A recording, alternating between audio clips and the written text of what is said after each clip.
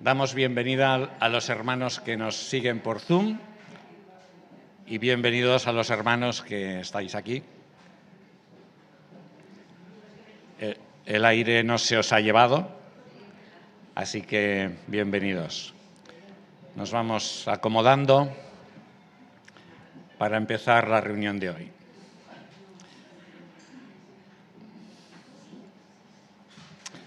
Pues vamos a orar al Señor.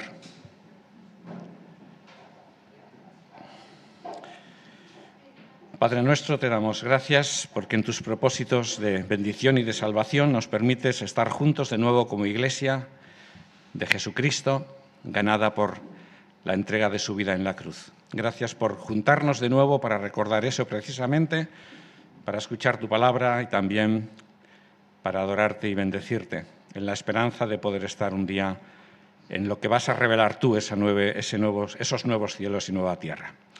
Mientras tanto, Señor, que tú seas alabado y nosotros bendecidos. En tu nombre, gracias. Amén. Vale, pues vamos a ir a Mateo capítulo 3 para empezar a leer desde el versículo 13. Mateo capítulo 3, versículo 13.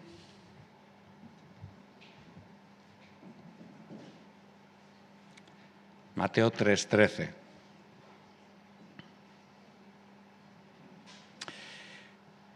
Llega entonces Jesús desde Galilea al Jordán, donde estaba Juan, para ser bautizado por él. Pero Juan trataba de impedirle, diciendo: «Yo tengo necesidad de ser bautizado por ti, ¿y tú vienes a mí?». Pero respondiendo Jesús le dijo: «Deja ahora, porque así nos es conveniente cumplir toda justicia». Entonces lo dejó. Y Jesús, después que fue bautizado, subió enseguida del agua, y he aquí le fueron abiertos los cielos, y vio al Espíritu de Dios descendiendo como una paloma que venía sobre él. Y he aquí una voz de los cielos que decía: «Este es mi Hijo, el amado, en quien me complací». Entonces Jesús fue impulsado por el Espíritu a subir al desierto para ser tentado por el diablo. Y después de ayunar 40 días y 40 noches tuvo hambre. Y acercándose el tentador le dijo: «Ya que eres hijo de Dios, di que estas piedras se conviertan en panes». Pero Jesús respondiendo dijo: «Escrito está, no solo de pan vivirá el hombre, sino de toda palabra que sale de la boca de Dios».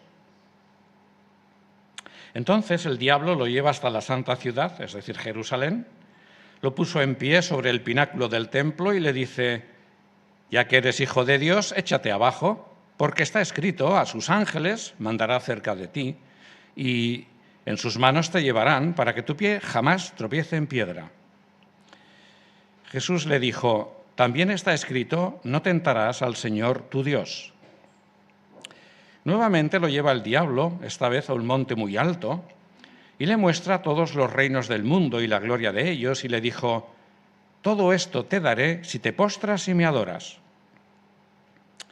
Jesús le dice: «Apártate, Satanás, porque está escrito: al Señor tu Dios adorarás y a Él solo servirás». Entonces lo deja el diablo y aquí unos ángeles se acercaron y servían a Jesús. Hasta aquí la lectura para hoy. Hoy vamos a tener ya la 7ª entrega acerca de este tema que os estoy dando cuando me toca predicar sobre 3 enemigos de Jesús hombre. A estas alturas de nuestra investigación bíblica creo que ya tenemos plenamente identificados al menos a 2 de sus enemigos. El primero es Satanás, quien incluye también a sus ángeles, y el segundo es el ser humano.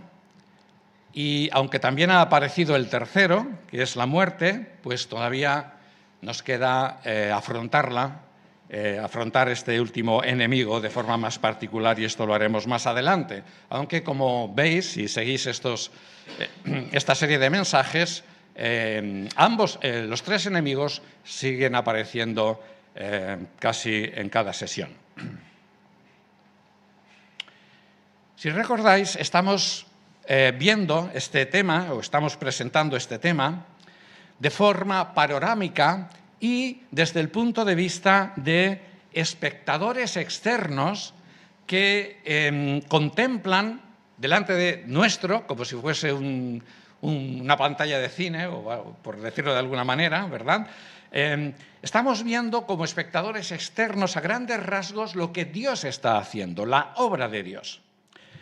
Nos basamos para ello, obviamente, en los datos que encontramos en las Escrituras, no estamos inventando nada. E intentamos verlo también de forma cronológica, desde nuestro punto de vista humano, limitado y condicionado, como ya hemos dicho en varias sesiones. Y con sorpresa hemos descubierto que la rebelión contra Dios se produjo precisamente en ese ámbito que nosotros desconocemos, ese mundo celestial, esa dimensión espiritual, y nació el germen del pecado y de la rebelión por parte de este ángel, este ser, Satanás, y a la que se añadieron un tercio de los ángeles. Y también hemos contemplado, y quizá esto es lo más sorprendente para nosotros, que nos encontramos en el ámbito físico, es cómo se extendió esa rebelión de forma completa y total, en este caso, en todo el mundo material y físico. Y en la última sesión, más que nada para que, como pasa el tiempo, recordemos un poco los conceptos y nos centremos en lo que vamos a ver hoy, tuvimos delante el capítulo 5 de la Carta a los Romanos, que está escrita por el apóstol Pablo, ¿no? Y ahí veíamos cómo Pablo explica que el pecado de Satanás entró en el mundo, y ya lo vimos también, por medio de Adán y Eva, y por el pecado entró en el mundo físico la muerte, que se extendió a toda la humanidad. Por lo que todos los seres humanos, por naturaleza, tenemos el germen del pecado en nuestras vidas. Y esto nos convierte en seres malvados, perversos y dañinos, al igual que lo son Satanás y los ángeles. Esto es sorprendente, ¿no? Porque nos miramos a nosotros mismos y decimos, uy, qué bueno que soy, qué buena persona que soy, ¿no? Pero este es el terrible drama humano que las personas nos negamos a reconocer y que la Escritura es lo primero que nos presenta, ¡bum!, ¿no? Nos tira al suelo, por así decirlo, ¿no? Que nuestra mente y nuestro corazón y nuestras acciones demuestran el poder que el pecado tiene en nuestras vidas, que, entre otras consecuencias, nos hace sufrir y, finalmente, morir. Porque, como ya hemos visto, ¿no?, y sabemos, que la paga del pecado, la consecuencia del pecado, es la muerte. La muerte, que es un tema que veremos un poquito más tarde, en otra ocasión, muerte en sus tres dimensiones, tal como lo presenta la Escritura, ¿no? La muerte espiritual, la muerte física y, finalmente, la segunda muerte. Sin embargo, frente a este panorama que estamos contemplando, ¿verdad?, nos puede parecer extraño y caótico y notamos, porque tenemos la capacidad de pensar, de reflexionar frente a lo que estamos viendo, pensamos o vemos dos cosas importantes. La primera es que, pese a esta situación desastrosa, porque es una situación dramática, pese a la existencia del pecado y sus consecuencias, tanto en la dimensión espiritual, porque recordemos que en la dimensión espiritual también existe el pecado, no solamente en la física, ¿no? Dios no destruye su creación. Y esto es algo extraño, porque si yo fuera Dios, ya lo hemos dicho en las sesiones anteriores, lo primero que haría sería destruir a mis enemigos, ¿no? Y es lo que hacemos también.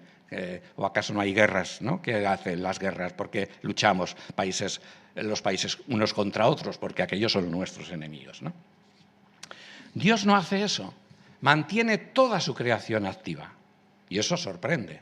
Es un poco raro. La segunda cosa importante que vemos, y eso es lo que vimos en la sesión anterior, es que en el ámbito físico y humano ha aparecido otro Adán, un segundo hombre, un ser humano nacido de mujer, María, conocemos el nombre de su madre, ¿no? Pero de origen espiritual y eterno. Un hombre puro, santo, tal como fueron creados Adán y Eva en un principio. Y ese ser humano único en el mundo es el hombre Jesús. Y aquí lo tenemos como protagonista principal de la escena que hemos leído en el Evangelio de Mateo. Acabamos de pasar por la Navidad, ¿no?, que está centrada precisamente en el nacimiento de Jesucristo, con unos relatos extraordinarios alrededor de su nacimiento. Voy a obviar toda esta información, básicamente porque estoy delante de un auditorio que conoce perfectamente todos los detalles del nacimiento de Jesús, y si alguien no los conoce, pues Mateo y Lucas los narran de forma breve, ¿no? Pero sí recordaremos cómo en el nacimiento de Jesús estuvo implicado especialmente el mundo espiritual, todo el ámbito espiritual. No solamente los ángeles que aparecieron para anunciar, por ejemplo, a los pastores que Jesús había nacido, o los ángeles de Dios que anunciaron a José y a María también lo que iba a pasar con ellos, ¿no? Sino también Satanás y sus ángeles, porque recordemos cómo Satanás usó al rey Herodes para intentar matar a Jesús, ya desde su nacimiento. Así que el ámbito espiritual también está pendiente de lo que ocurre en el mundo en ese momento. Y de esa misma manera, ese ámbito espiritual y celestial también lo tenemos implicado en el relato de la escena que tenemos delante de nosotros y que hemos leído en el capítulo 3 y en el capítulo 4 del apóstol Mateo.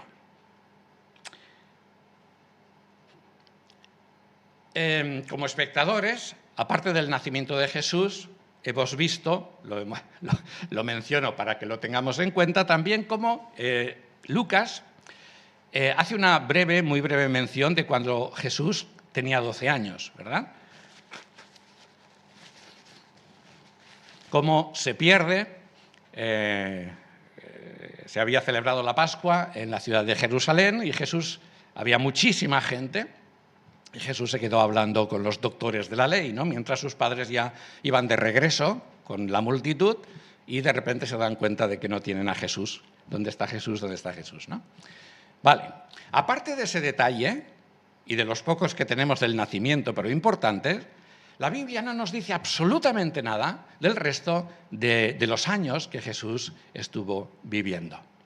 Así que, aparte de esas escenas que hemos visto, ¿no?, ahora nos encontramos de repente con Jesús que tiene ya 30 años de edad, según nos indica también el Evangelio de Lucas, que en el mismo contexto que tenemos aquí el Mateo. Así que esta es la escena que tenemos delante de nosotros hoy.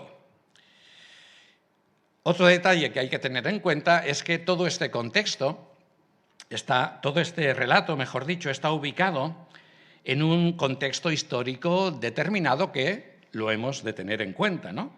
Todo lo que ha sido precedentemente la historia de la nación de Israel, que nos narran los libros del Antiguo Testamento. Y ahí podemos contemplar, en la historia de la nación de Israel, del pueblo de Israel, 2000 años de historia, cómo Dios y solo Dios ha podido permitir que se llegue a este momento histórico que tenemos delante, después, como digo, de haber trabajado durante 2000 años de historia con el pueblo de Israel. El pueblo de Israel. ¿Qué vemos del pueblo de Israel? Gente terca, gente incrédula a los propósitos de Dios, gente rebelde.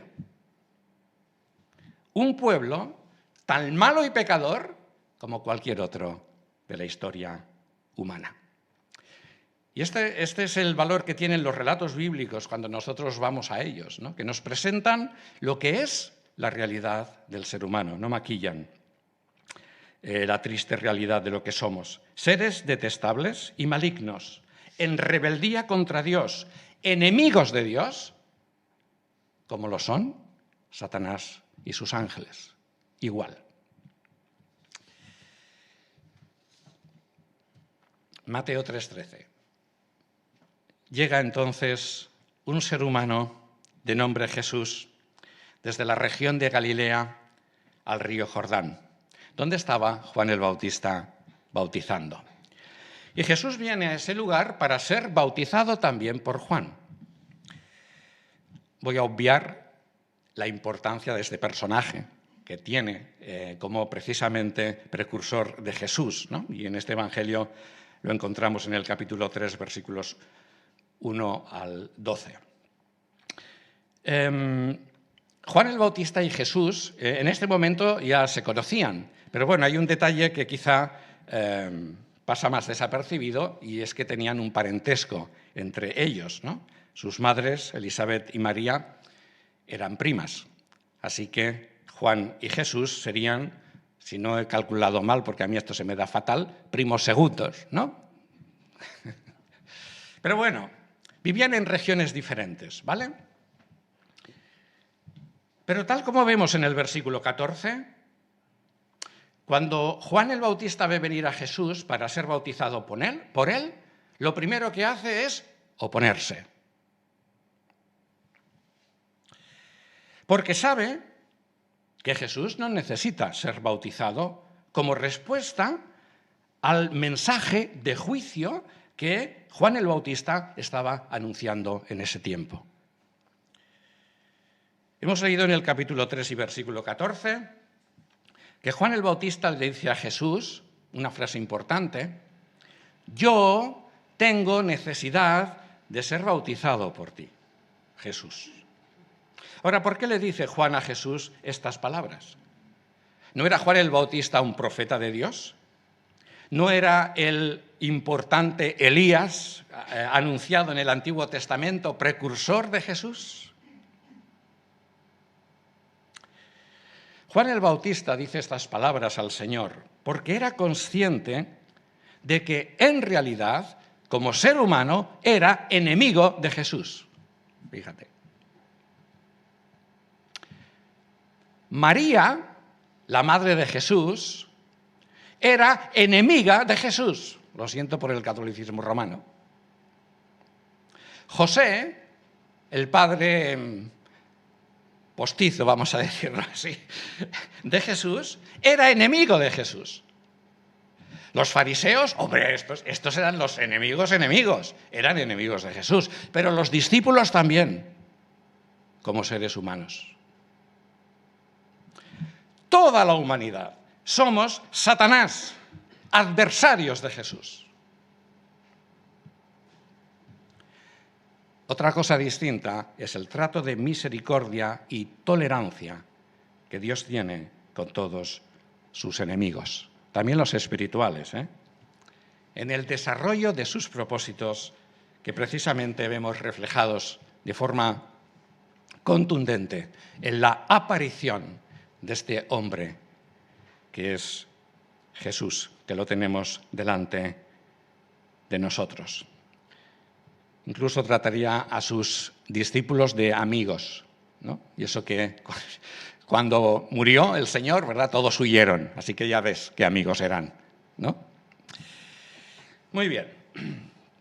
Jesús dice a Juan: mira, bautízame, porque vengo a hacer y a cumplir toda justicia. La justicia completa y perfecta que Dios exige, ¿para qué? Para erradicar el pecado del mundo.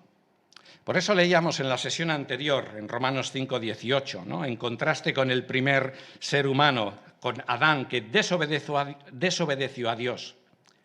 Leíamos aquí en Romanos 5:18, por el acto de justicia de uno, acto de justicia, ¿de quién? Jesús.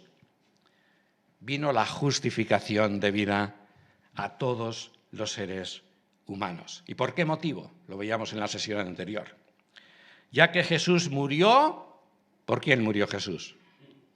Por los impíos, por los enemigos, no por los buenos. No existe ningún ser humano bueno aparte de Jesús. Pero aquí está Jesús, un ser humano diferente, no engendrado por voluntad humana, sino por el Espíritu de Dios. Y se bautiza en agua. Y de esta manera confirma el mensaje de juicio que estaba predicando Juan, ¿no? Y vemos cómo Jesús, el único hombre perfecto, justo, santo, sin necesitarlo, se sujeta al objetivo que viene a realizar a la tierra por voluntad de Dios, que era la salvación del ser humano pecador.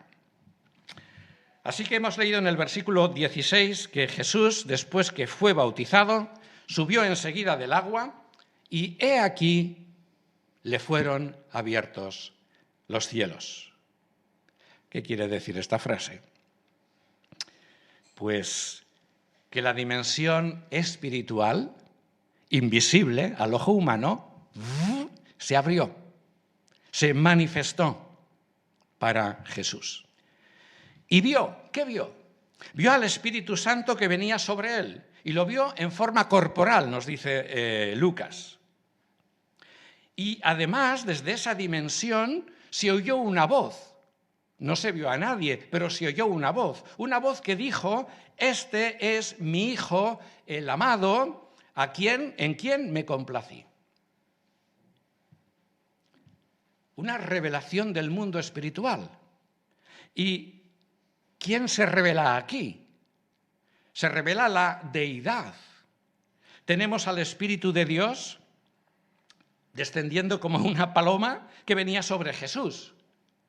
Tenemos al hombre Jesús, al que un ser del otro lado reconoce y proclama como su amado Hijo. Por lo tanto, deducimos que ese tercer ser que está ahí hablando, diferente al Hijo y al Espíritu Santo, pues tiene que ser forzosamente el Padre de Jesús, porque habla de su Hijo. Así que tenemos el Espíritu de Dios visible en este momento. El Hijo de Dios visible es un hombre. Y Dios Padre invisible, pero que habla. Ahora podemos entender el nombre de Dios Elohim que veíamos en el Antiguo Testamento. Uno en el que hay varios. Tremenda esta revelación de la deidad. Así que descubrimos que este hombre, un hombre de carne y hueso, real, ¿verdad?, es de origen celestial. Viene de esa dimensión espiritual y ha tomado forma humana. Y es un ser humano real, pero sin la lacra del pecado en su experiencia. De hecho, ahí hay un padre que le reconoce como su hijo. Un padre que vive en esa dimensión espiritual que nosotros no vemos. Y la escena siguiente es especialmente importante e impactante porque, tal como hemos leído en el capítulo 4 y versículo 1, Jesús fue impulsado por el Espíritu a subir al desierto para ser tentado por el diablo. Este era el objetivo. Recordemos que somos espectadores, que estamos contemplando todo el desarrollo de la obra de Dios, ¿vale? Y ahora nos enfrentamos a esta nueva escena y recordamos, obviamente, lo que hemos visto precedentemente, cómo en el ámbito espiritual, en un contexto sin pecado, vimos cómo este ser, Satanás, se rebeló contra Dios. Y también recordamos la escena de Edén, cómo en el mundo físico, en un contexto sin pecado, Adán y Eva sucumbieron a la tentación satánica. Y ahora tenemos esta escena, donde el diablo vuelve a la carga. Ahora nos encontramos en un contexto diferente. ¿Y por qué? Lo podemos observar en el hecho de que Satanás, un ser espiritual, en este caso, no se esconde, no se camufla, como sí lo hizo con Eva. ¿Os acordáis? Sino que directamente, versículo 3, dice que se acerca el tentador y habla a Jesús. Un ser espiritual, un ángel poderoso, porque Satanás tiene poder como ángel, de nuevo viene a tentar, en este caso, a un ser humano vulnerable, sin pecado, en inferioridad de condiciones respecto a un ángel, como digo, porque un ángel es más poderoso que un hombre. ¿Qué va a pasar? ¿O qué ha pasado? Jesús se encuentra en terreno enemigo. Versículo 8. Todos los reinos del mundo y la gloria de ellos me pertenecen, dice Satanás a Jesús. Recordemos que en Adán toda la humanidad nos pusimos del lado de Satanás, con consecuencias nefastas, no solamente para nosotros como seres humanos, sino también con implicaciones aún para el planeta Tierra. Por eso lo encontramos como lo encontramos en la actualidad, aparte de la influencia maligna que el hombre está haciendo de destrucción, estamos haciendo de destrucción del planeta Tierra. Maldita la tierra será por tu causa, dijo Dios a Adán después que pecó. Y el apóstol Juan, en un texto que ya hemos mencionado en alguna ocasión, el mundo entero está bajo el maligno, bajo el poder del maligno. Así que este es un detalle añadido. Jesús se encuentra en la tierra, que es territorio enemigo para él. En realidad, como veremos en su momento, la realidad y todo lo que existe es de Jesús. Pero ha sido usurpado por Satanás.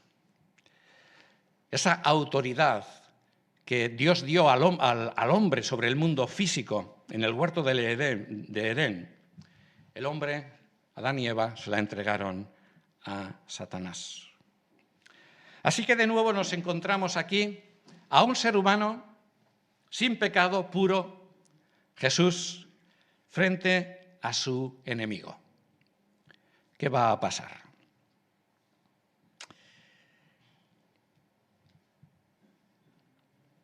Nosotros estamos contemplando esta escena y pensamos, o deberíamos hacerlo, ¿no?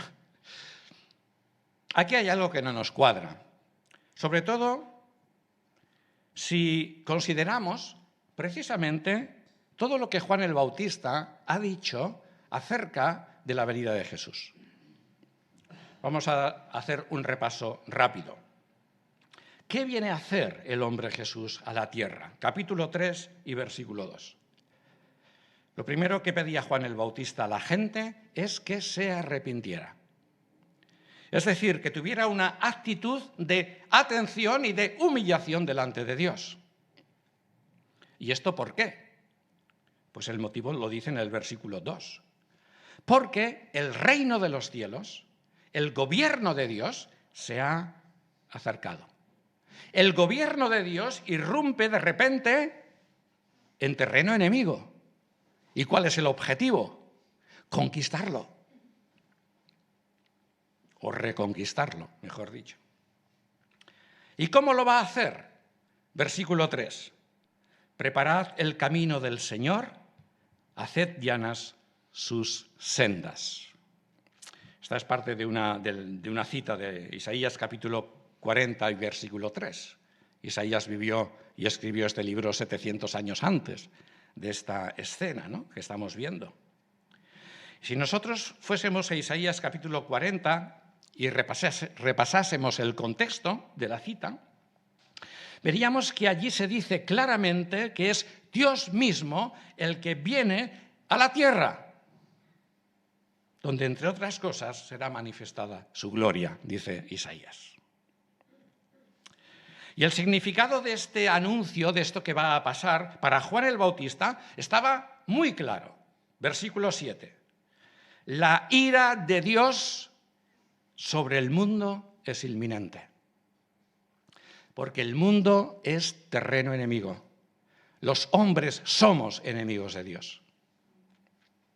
Dios mismo va a actuar en persona contra sus enemigos. Versículo 10. Y ya está puesta el hacha a la raíz de los árboles, de modo que todo árbol que no da buen fruto es cortado y echado en el fuego. Usa una imagen del bosque, ¿no? Lo que se hace en el entorno forestal con los árboles muertos, ¿no?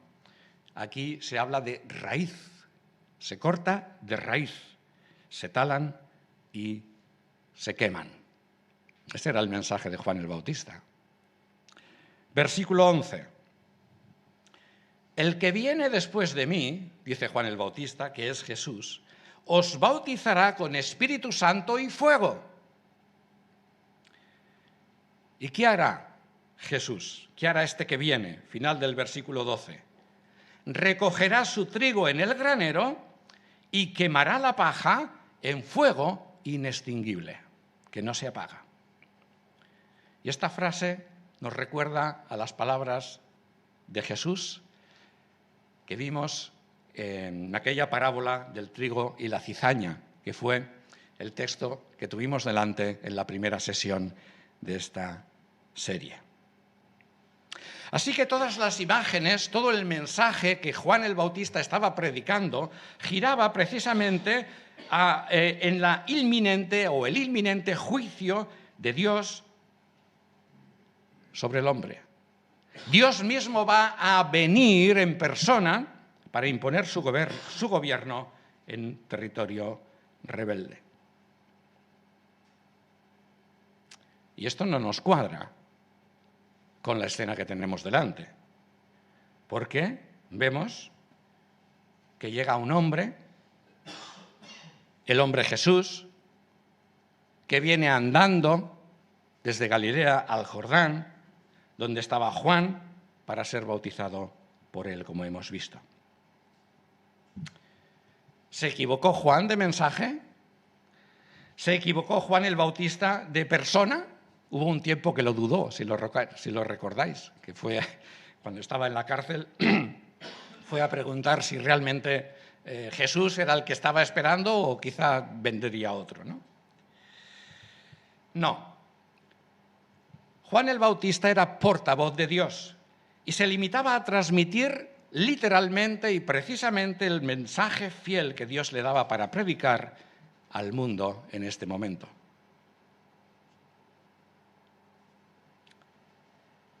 Tanto es así que el apóstol Mateo, después de la escena de la tentación, que veremos en la próxima sesión con más detenimiento, nos informa en los versículos 12 al 17 del capítulo 4 que cuando Jesús oyó que Juan el Bautista estaba encarcelado, después el Señor pues toma el relevo de Juan, por así decirlo, y leemos que Jesús empieza a predicar de esta manera. Fijaos, capítulo 4 y versículo 17. Desde entonces comenzó Jesús a predicar y a decir: arrepentíos, porque el reino de los cielos se ha acercado. Exactamente el mismo mensaje de juicio que Juan el Bautista estaba predicando, con la única diferencia de que el hombre Jesús era precisamente Dios mismo, que efectivamente había venido a la tierra para imponer su gobierno, para hacer justicia y castigar el pecado. Y también castigar la rebelión de Satanás y de sus ángeles. Todo el pecado. Y lo iba a hacer desde la tierra, desde el mundo físico. Pero nosotros miramos, ¿lo iba a hacer solo? ¿No trae un ejército con él? ¿Usará a los 2/3 de ángeles que están de su lado y que aparecen en el capítulo 4 y versículo 11, al final de la tentación? Todo esto sorprende. ¿Cómo lo iba a hacer Jesús? Aunque este dato pertenece a otra escena que ocurrió 3 años después, pero Jesús mismo indica cómo lo hará. Vamos a leer en Juan capítulo 12, versículo 31. Juan 12, 31. ¿Qué dice Jesús? Juan 12, 31.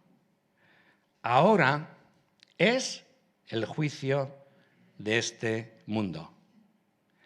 Ahora será echado fuera el que gobierna este mundo, el príncipe de este mundo.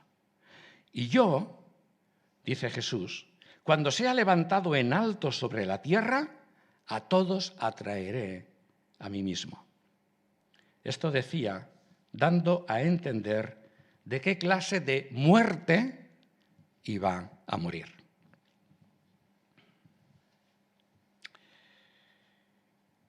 Jesús ha venido a la tierra para echar fuera al gobernante del mundo, que es Satanás. Y es clave esta frase, echar fuera, ya la veremos en su momento, ¿no? Que en este contexto significa destituirlo del poder sobre el mundo de los seres humanos. Y a los seres humanos Jesús va a hacer otra cosa. Los va a representar Él como hombre sin pecado. Y el juicio lo va a hacer a través del tercer enemigo, la muerte. Aquí se refiere a la muerte de Jesús en la cruz, que ocurriría no mucho tiempo después de pronunciar estas palabras. Nos enfrentamos a estas escenas y quizá no entendamos muy bien este proceder tan raro de hacer juicio por parte de Dios. Pero lo cierto es que no estamos en condiciones de hacer valoraciones acerca de la obra de Dios, ¿no? Sino de observar, de admirarnos y al final de creer en esta nueva obra de Dios. Porque esta nueva obra de Dios, que vamos a recordar ahora, tiene como objetivo la salvación del ser humano, del pecado, de la muerte y de la liberación del enemigo que gobierna nuestras vidas. Porque esta es la triste realidad del mundo. Echa un vistazo, ¿no? Ya no te digo, mira tu vida, ¿no? Mira cómo está el mundo. Mira qué hay. Es todo un desastre, ¿verdad? El juicio sobre el pecado. El juicio sobre el pecado lo asume Jesús mismo, sobre sí mismo, al morir en la cruz. Por eso, ¿qué hemos venido a hacer aquí? Tú y yo. La Iglesia de Jesucristo, una vez más, un domingo más. Estamos alrededor del momento más importante de nuestra reunión, la consideración de que Jesús, un hombre real, aquí está el pan, que nos habla de su cuerpo, aquí está el vino, que nos habla de su sangre, una vida pura, perfecta, entregada. Él lleva el juicio de Dios sobre sí mismo para que tú y yo tengamos vida y vida eterna. Así que, hermanos, vamos a celebrar en memoria de Jesús nuestra salvación.